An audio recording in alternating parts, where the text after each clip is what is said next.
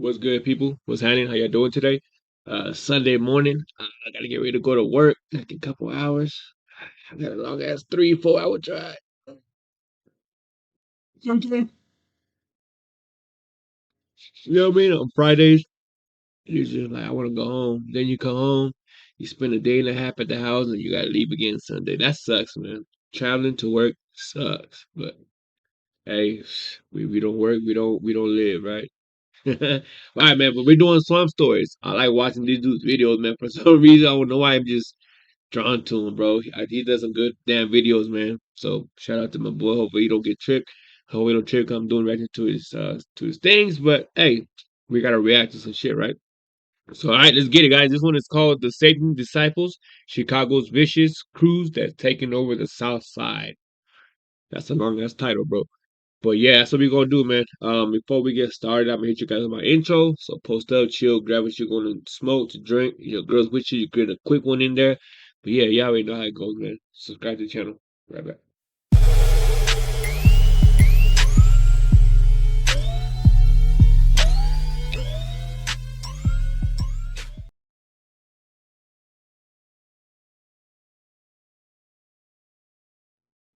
All right.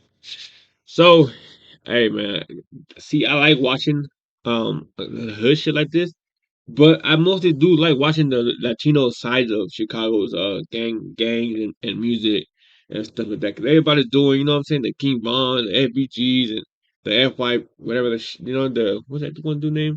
The Hood Different type of that dude, the Hood Different, that dude right there. So, but I like doing the Latino version of it, man, because I think they're just as ruthless, if not even more, because they got, I don't know, for some reason, I think they gotta prove a point or something. But yeah, man, let's get into it. Let's see what goes on, baby. See what he's talking about. Southside Chicago, Headphones. Hold on. To put the headphones on. Man, hold on, man. few things may come to mind. Why is my headphones messing up? Hold on, guys. Hold on, man.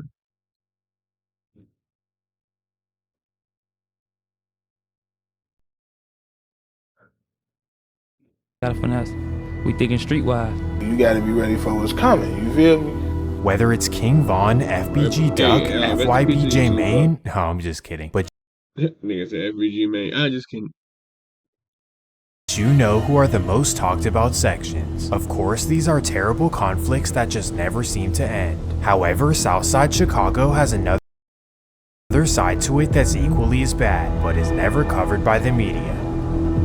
A side that even the guys I mentioned would get goosebumps if they heard the name. This is the real Southside Chicago. But before we get into it, let me run the intro.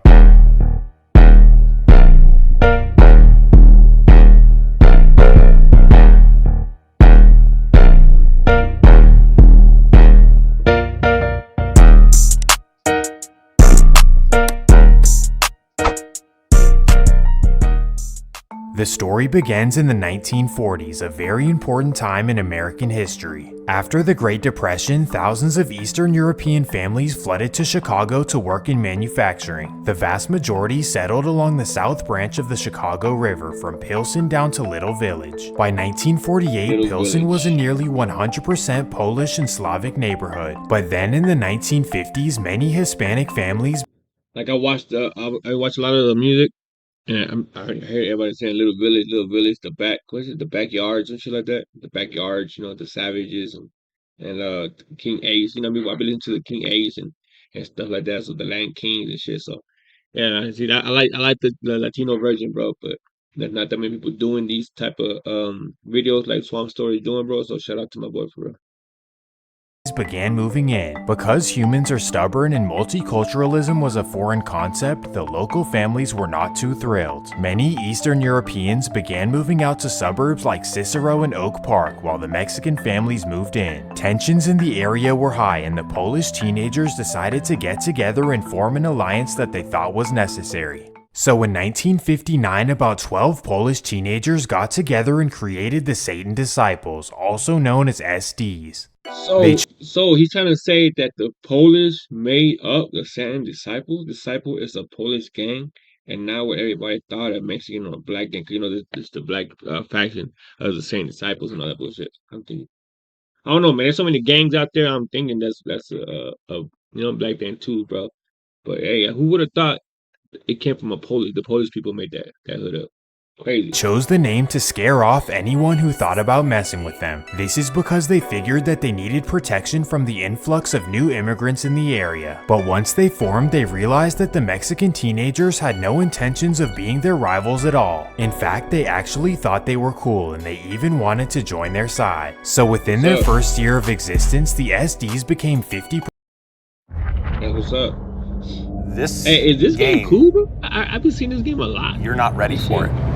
Is it good? Y'all played it? Y'all tried it? Is it dope? What is it called? The EVE online experience? I downloaded it. I just never played it. I ain't gonna lie to you, man. Mexican and the neighborhood was united as one. This is when the SDs laid out their mission and rulebook for all members. Their number one rule was obviously no snitching, but who cares? But their second rule was one that's very unique. Satan Disciples members were encouraged to get jobs, open businesses, and to be productive citizens. Whether that was opening a restaurant, working in a plant, or becoming a firefighter. As long as you weren't the police, these were all respected positions for SD members. Essentially, the SDs existed as a brotherhood of Pilsen residents protecting each other from the wild streets of Chicago. But as you would expect, this came with a cost. Members owed a portion of their salary to the highest ranking member, who's known as the King. The King was elected by committee, and it was generally understood that he needed to be rational and to keep members in check. Because of their structure, things were pretty smooth and peaceful early on for the SDs. However, then came the year 1964, when new rivals came. Man, what I do want to know, there's a question if he sees this shit. How does he get his? How does he do his research? You know what I mean? Like, what the hell? Where do you start off? Like, do you just like, okay, I'm gonna do these more, so I'm gonna start. You know what I'm saying? Like, how the hell do you get this information? Like, how does this information come to you? You know what I mean? Like, I know you do research and shit, but like, you know, you be giving me dates. You give us dates and everything. This motherfucker, boy. That's when everything changes. 1964, the whole thing changed. Like, how the hell do you know? How do you get this information? Shit. Came knocking. Across the train tracks from Pilsen was territory of the infamous Latin Kings. Unlike the SDs, the Kings were on offense, always trying to take over new territory. They'd come to a neighborhood, try to recruit their young members, and if that didn't work, they'd resort to violence. Well, in 64 is when the Kings had their eyes set on Pilsen, so they began sending members into SD territory, hoping to recruit them to the other side. This was the SD's first test, and here's how it went. The Satan Disciples got together as one and played defense against the Latin Kings. This is mainly because their rulebook did not permit them to go on offense. As you would expect, this put them at a major disadvantage. Well, this dynamic lasted for a couple of years until one SD member had enough. Let me introduce you to a young man named Agipito Villalobos, also known as Big Aggie. Unlike the mostly passive and low-key SD members, Big Aggie was ultra-aggressive and sometimes violent. Aggie figured that at this rate, the SDs would be completely taken over and something needed to change. So he decided to start going on offense by himself in the middle of King's territory. After doing this, he even set up his own SD block on 24th and Washtenaw, right in front of his mother's house. This was a bold move and really contradicted the original SD rulebook. Slowly but surely, Aggie was able to recruit new SD members around his block who were willing to play ball. Essentially, he... What's up? Hey, what's up, man? Hey, you watching this shit? Come on, man. Show me some love. Subscribe to the channel, man. For real. Show me some love. took the Latin King strategy and used it in their own territory. Aggie inspired a new Satan Disciples era, and it definitely paid off. It led to him being elected as the Satan Disciples leader in 1980, known as King Aggie. Right off the bat, King Aggie changed everything as they pushed to expand to new territory by any means. Through demonstrations, they gained a bunch of territory on the south, west, and even in the suburbs of Cicero, Illinois. And instead of working regular jobs, King Aggie encouraged SD members to hit the streets and slang. So you made it worse. They had a good routine. Get a job, be productive. You know what I'm saying? Be incognito. You know what I'm saying? But he's like, nah, let's go be gangbang. Let's go tag up the walls, sell drugs, fuck up the whole community, and just, you know what I mean? Yeah. 'Cause that's what they all do now, anyways. You mean so there's always that one person in every faction that doesn't like the rules and rebels, and you know what I mean, and starts Yeah, go cause havoc, cause havoc. But you know what I'm saying? Back in the days, even the gang members back in the days, they had morals. Get a job, you know what I'm saying? Take care of your family, woo woo. Now these days, kill and then ask questions later. Kill and then go to jail and then start snitching on people. You know what I mean? Crazy.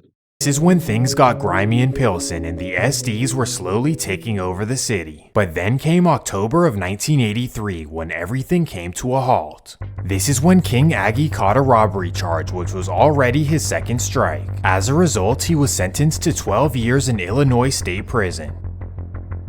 Well, unlike the Mexican Mafia, for example, the SDs did not believe in leadership from behind bars. So after he went down, the Satan Disciples needed a new leader. At this time, many of the original members were not too thrilled about the direction of the gang. Members were losing their lives left and right, and the rulebook was no longer being followed. I don't know where you've been sold, but I'd be insane not to play my role. Yeah, I know I can break a fall. So to change their direction, the Satan Disciples elected a polar opposite leader. This would be a young member named Danny Valencia, also known as Gizmo. Gizmo was a Pilsen native who hated the way his neighborhood had become. He wanted to bring the SDs back to their original form and to reduce violence on the streets. So right off the bat, members started to get jobs and stop attacking rivals for no reason. For 12 years, Gizmo guided the SDs back to a brotherhood and they became a somewhat legal business.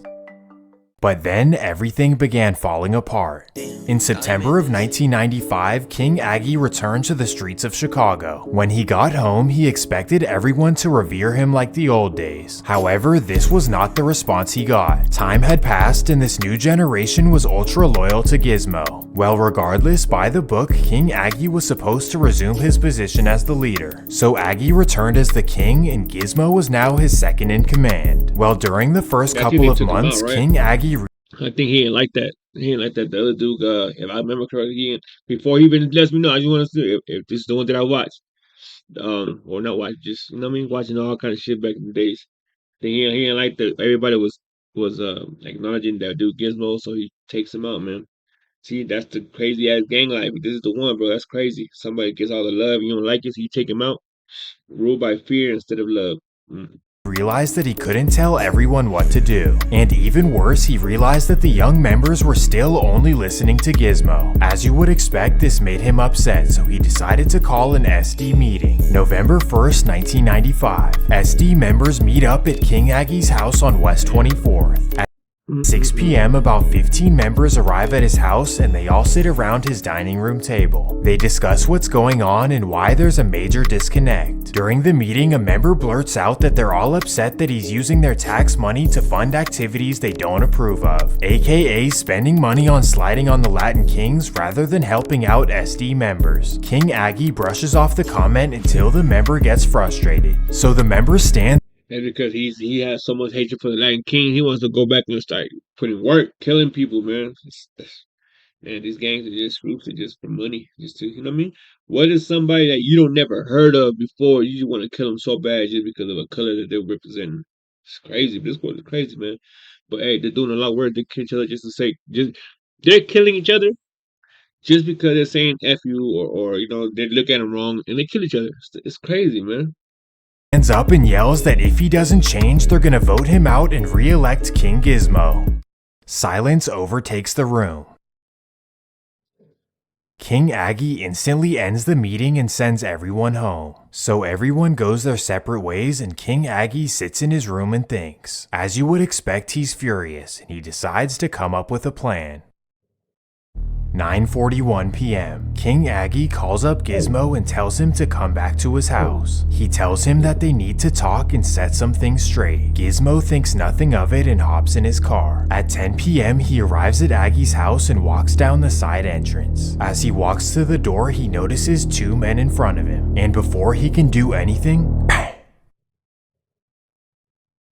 the Pilsen community was devastated by the loss. On top of this, so many SD members were loyal to Gizmo because he treated them well. At first, everyone was confused. How did this happen to Gizmo? There's no way that King Aggie did this. Or is there? The next morning, King Aggie coincidentally took a flight to Dallas, Texas. Here is where he decided to hide out with extended family. Well, because the incident occurred on his property, he was obviously the suspect number one. The only problem was that Chicago police could not find him. However, they did find suspect number two. This would be King Aggie's right-hand man, known as Vicious Trejo. Due to forensic evidence and witnesses coming forward, Vicious Trejo was sentenced to 30 years, all while King Aggie was nowhere to be found. But then in May of 1996, the FBI was able to locate him in Dallas. King Aggie's case was a major deal in Chicago as he had become a completely infamous character. Everyone figured that his case was an easy conviction, but not so fast. During the trial, King Aggie's neighbor took back her statements that she saw him do it. Why she took it back, you can only imagine. But for this reason, King Aggie walked away as a free man.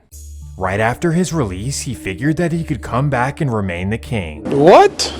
Bro has zero self-awareness whatsoever. But yeah, as soon as he got back, he quickly realized that everyone wanted him gone. From what we know, King Aggie was never seen again in Chicago. Well, after the passing of Gizmo, everything fell apart for the SDs. All structure went out of the window, members started doing whatever they wanted, and even became each other's biggest rivals. And that takes us to 1999. By this time, the Satan disciples had spread all over the city. One of these territories would be on the west side, specifically Garfield Park. Here is where a reputed member named Teodoro Baez resided in his upstairs apartment. Teodoro was known as Mandingo, a dangerous member who was liable Mandingo. Ladies man, huh? to trip on anyone. Mandingo operated with his right-hand man, a man by the name of Juan Estrada. Together, the two got money and applied pressure on anyone who got in their way. Well, in early August, Juan began getting frustrated with Mandingo over unpaid debts. From what we know, Teodoro owed Juan $1,000. So finally, Juan decided to confront Mandingo. August 5th, 1999. It's a hot summer morning and Juan calls up Mandingo and tells him that they need to meet. Mandingo tells him to pull up to his apartment. So Juan gets ready and tells his girlfriend Janet to drive him there. They arrive at 11 a.m. and Juan gets out of the car and walks up to the apartment. The friends sit down and start talking about the situation. Mandingo repeatedly tries to change the topic, but Juan is not going for it. He eventually gets frustrated and starts calling Mandingo out of his name. First he calls him a custer and then he calls him a snoover. No, I'm just kidding. He actually stands up and calls him a bitch in an aggressive manner. At this point, Mandingo sees red, despite the fact that Juan is his friend and fellow SD member. So he stands up, whips out the blicky, and he hits his leg and Juan begins to scream. And that's when Mandingo unfortunately grabs his samurai sword. Damn, he got shot at. Right after doing this, he remembers that Juan came with his girlfriend. So he walks down to her car and casually tells her to come upstairs. Of course, she thinks nothing of it, so she follows his directions. Sadly, this is where she meets her fate. Juan and Janet were discovered in the Chicago River 3 days later. After searching phone records, they figured out that Teodoro Baez was Juan's last call, so they brought him in for questioning on August 27th, 1999. At the questioning, Mandingo realized that the police had no evidence. Regardless though, he decided to tell them everything he did. At first, I tried to negotiate with him, and then when I felt negotiation was not possible, I reacted in a truly hostile manner. So of course he was instantly charged and it made the national news. His arrest shocked everyone in the SD community as they could not believe what he had done. His fellow members were pissed and he knew what they could do to him. So after just 2 weeks in jail, Mandingo wrote letters to the judge begging to be placed in protective custody. At first they denied his request, but then after 3 consecutive letters, they finally granted him PC for the rest of his stay. The case was a major deal in Chicago, and the DA pushed for the hardest consequences as possible. All in all, Teodoro Baez was sentenced to life in prison without the possibility of parole. Many SD members still attribute incidents like this to King Aggie. They blame him for ruining the structure and making it okay for members to cross out their own brothers. Well, from here, everything got worse and worse for the Satan disciples. The new era was unrecognizable, one that would have King Gizmo rolling in his grave. Well, this is when a new member would step up to the leadership position. This would be a young man named Tommy Parra, known as Tommy Guns. Unlike the previous leaders, Tommy was all about money and would do anything to get it. Once he assumed the leadership position, he began doing something that was far against the SD rulebook. He began doing business with the gangster disciples, specifically the Rockwell Gardens. SD members were supposed to keep money in-house and expand from within, but Tommy knew that teamwork makes the dream work, so he decided to violate the rulebook. In 2001, Tommy and his trusted associates began getting money with the GDs and Rockwell Gardens. In 1 year, they ran up more money than any member in Satan Disciples history. But it would also become Tommy's biggest downfall. In 2002, Chicago police opened an investigation into the GDs in the Rockwell Gardens. While spying on the projects, they noticed something very strange. There's one guy who's always here who doesn't look like the rest. So police turned their focus away from the GDs and they started focusing on Tommy. They began tracking his every move and using SD informants to get. Man, they got GDs, BDs, SDs, DDs, FDs, ZDs, everything D's in this bitch, boy. Anything to do, any name in the world with a disciple. And then the forks. That's crazy, man. Every time you see somebody in music videos, they got forks up, forks down, forks sideways, forks upside down, that with the finger. That shit's crazy, bro. These kids, sign language skills is unbelievable. I think they could be professionals, you know what I mean? Interpreters, you know what I'm saying? When they, he said, boom, boom, boom, boom, boom. Yeah, my boys, they know sign language, man. Get them boys some jobs at the courthouse. Sign language interpreters. They're good with this get shit. Information. And after just 1 month of investigating, Tommy and 2 associates were arrested. Now listen to this. After his arrest, police discovered that Tommy's father was actually a Chicago police captain. This was against the SD rules, but it was also eye-opening to Chicago police. Either way, they didn't look into his father, and Tommy was sentenced to 25 years. Yes, you heard that correctly. 25 years, and he didn't even hurt a soul. At this point, this was back-to-back leaders who had broken major rules, so why should members follow anything they say? Sadly, this mentality led to the Satan disciples making terrible decisions. September 6, 2010. It's a Sunday evening on 24th and Washtenaw, the 1 SD block in Little Village. On this afternoon, a member named Louise Patton is hanging out on the block. That's when a car full of 2 women double parks on 24th. Luis gets suspicious that they're Latin kings, so he walks up to the car. He asks them if they're Latin kings, to which they respond, "No, we're girls," and they start giggling. Luis unfortunately takes this as What's up, Esse? Still watching? Subscribe, button. Hit the subscribe, Esse. disrespect. Damn. The incident sparked major outrage in the community, and rightfully so. However, Louise Patton would not be arrested for 3 more years. In the meantime, even his own side was disappointed in what he had done. Specifically, a member named Robert Vela was extremely disappointed. Robert was one of the original members on 24th, known as Bobby D. At this point, Bobby had moved to the South Chicago suburb of Midlothian, where he raised his family. However, when he heard about the incident, he decided to go back to his original block to straighten things out. And that takes us to October 30th, 2010. Bobby arrives at 7 p.m. and he posts up on the block with some younger members. As he's talking to the members, a man is creeping up from behind the buildings, and that's when the man walks behind Bobby.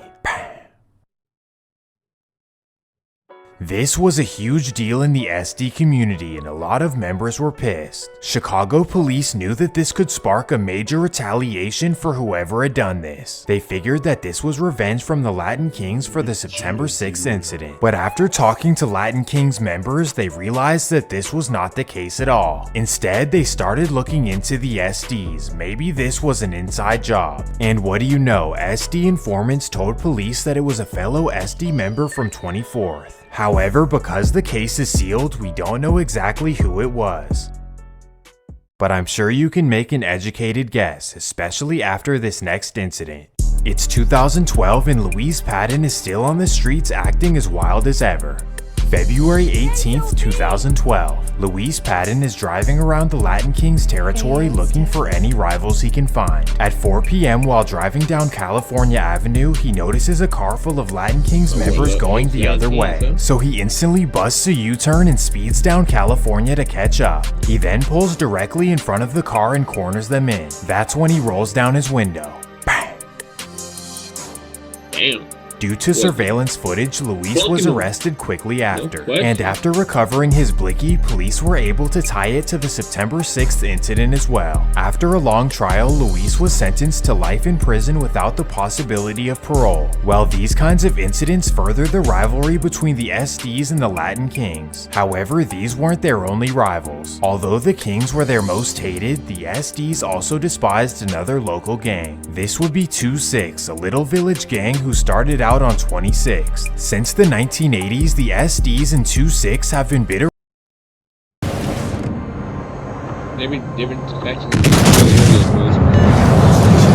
rivals. That's crazy, man. In the little area, different groups get, you know what I'm saying, they start growing, and they just beef with each other for no fucking reason. Probably because they cross something out. There has to be a reason, but it's just like, damn, bro, can't nobody hang out with each other because you start getting killed, boy. These guys have no soul, my boy.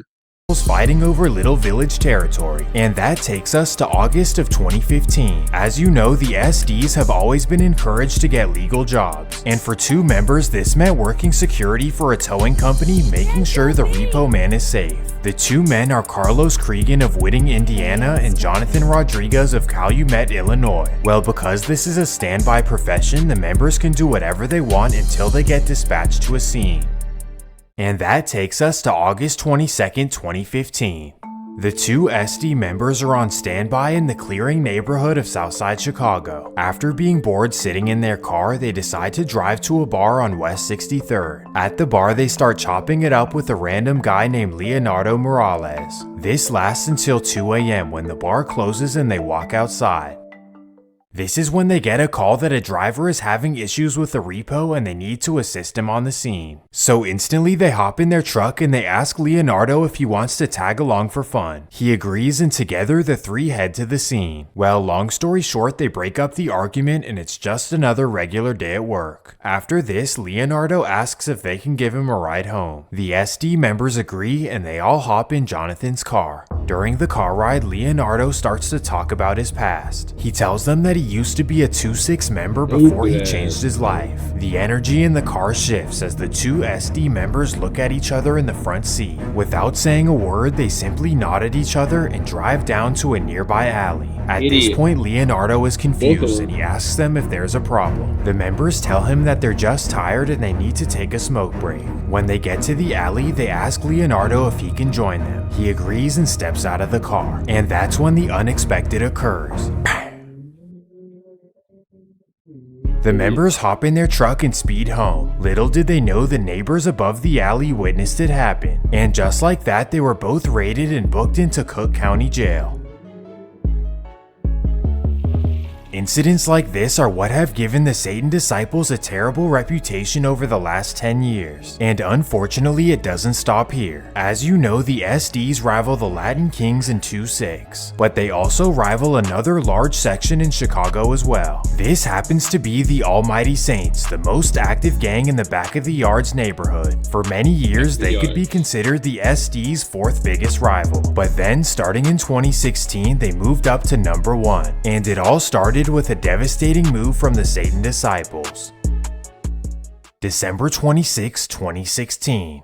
It's a cold winter day in Chicago, but the holiday season brings joyous times. On this day, a man named Jamil Al-Shabi is walking his dogs around the neighborhood after visiting with family. Jamil's family happens to live in the back of the yards neighborhood, specifically around Davis Park. This just so happens to be Almighty Saints territory, known as Halo City. Halo City is rivals with an SD section across the train tracks known as No Love City. And on this day, one of the members has no love. 5:45 p.m. An SD member named Hector Aguirre is driving around Halo City looking for rivals. He can't find anyone outside on this freezing day. That's until he arrives to Davis Park, where he notices Jamil walking his dogs. He instantly thinks he's a Saints member, so he hops out of his car and runs to the park. As it turns out, Jamil had nothing to do with the Almighty Saints, making the situation worse. And even though he wasn't a member, the Almighty Saints were offended that the rivals would even do this. The Saints would not take this lightly, and from here, things would get nuts. Over the course of the next year, the Almighty Saints went at the SDs with no remorse. During this period, 3 high-ranking members lost their lives. Lazy D, Grizzly D, and Smokey D all gone in 2017. The beef would go back and forth all over Southside Chicago, way worse than O Block versus 63rd. After this, you could argue that the Almighty Saints had become the SD's biggest rival, and that's because it even expands beyond the streets. February 1st, 2020. On this day, a reputed SD member named Christian Gonzalez is booked into Cook County Jail. After processing, Christian is placed in a cell with a random cellmate. So he's brought to a cell, he walks in, and he looks at the man sitting on the bunk. Instantly, they both freeze. That's because his cellmate happens to be a reputed Saints member named Pedro Ruiz. If you're familiar with jail, you know that this is never supposed to happen. Rival members can never be in the same cell. Regardless, once they're locked in, there's no going back. Well, what exactly happens next we don't know, but here's the result. The next morning, Pedro Ruiz is found in his cell. Wildly enough, Christian Gonzalez had nothing but a soap bar. I'll spare you the details, but this was alarming for Cook County Jail. The negligence of the workers to let this occur is beyond me. And sadly, this is just the common reality of Chicago, one of America's most dysfunctional cities. On paper, the Satan Disciples are one of the most dangerous crews in Chicago, but you just never hear them in the media. This is despite the fact that they have talented rappers. Starting around 2018, a small section between 50th and 51st gained some relevance. This is due to a talented rapper named 050 Shooter, who's way better than I expected. And by his side was a rapper named Lil Icky, who unfortunately lost his life to the Latin Kings. 050 Shooter can often be seen on Instagram Live dissing the rivals and talking his shit. Guys like him are the perfect example of why the Satan Disciples are the real EBK of Chicago. They don't get along with anyone and should definitely be avoided at all costs. On that note, that's gonna do it for this episode of Swamp Stories. If you enjoyed the video, please make sure to leave a like and subscribe. You might think you know Snapchat, but do you really? Here's 3 things that. Hey man, this shit, I'm telling you, man, I like watching my boy Swamp, bro. The way he tells the story with the pop, you never know. Too late. You know what I'm saying? Like, this shit, and he gets into detail, man. Sometimes he don't even get you dates, bro. If he would have said on the 14th, which is a Tuesday at 3:47, man, that would have been over with, bro. He would have been killing the game with that shit, boy. But no, hey, I'm telling you guys, man, Chicago drill and Chicago period is just crazy and just violent.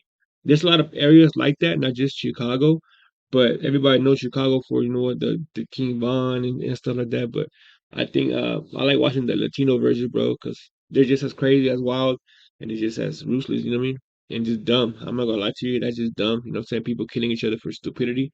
But when you're in a gang, I understand. I was around that shit my whole life. Well, not my whole life. I left that shit like 20 years ago. I was around all that shit, so I already knew how it went. But it was just like boggles me, like, how could you kill somebody you never met, you never heard of? You just want to kill him because he has a different color that you're wearing. You know what I'm saying? And no remorse. But that's just crazy, man. Yeah, man. Shout out to my boy Swamp. I don't know what the hell it is. Just Swamp Stories, dude. So shit. Shout out to that. Let me know what I should do next. If you all want me to do a reaction to whoever's doing your city shit, get at me, man. Show Esse homeboy, just get the views up, like, sub, support.